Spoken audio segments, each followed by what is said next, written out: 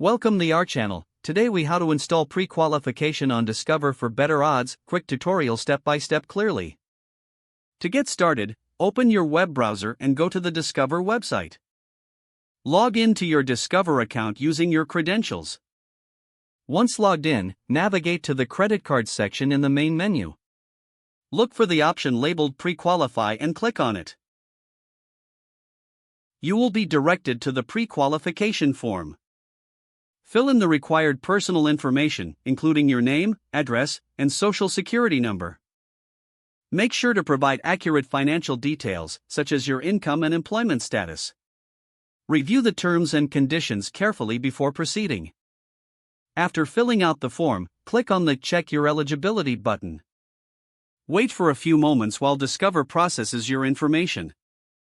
Once processed, you will see a list of credit card options you pre-qualify for. Take note of the offers, including the estimated credit limit and interest rates. Choose the credit card that best fits your needs. If you're satisfied, click on the Apply Now button for the selected card. Follow the prompts to complete the full application.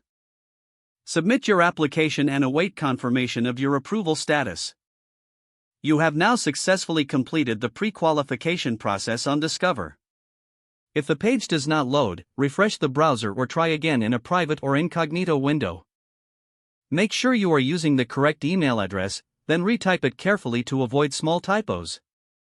If your password is not accepted, use the reset option and create a new strong password you can remember. Check your spam folder for verification or security emails, then complete any requested confirmation steps. Enable two-factor authentication if available to improve account security and reduce unauthorized access risk. After signing in, review your profile details so your contact information and settings are accurate and current. If you see an error message, note it down and try again after restarting your device and internet connection.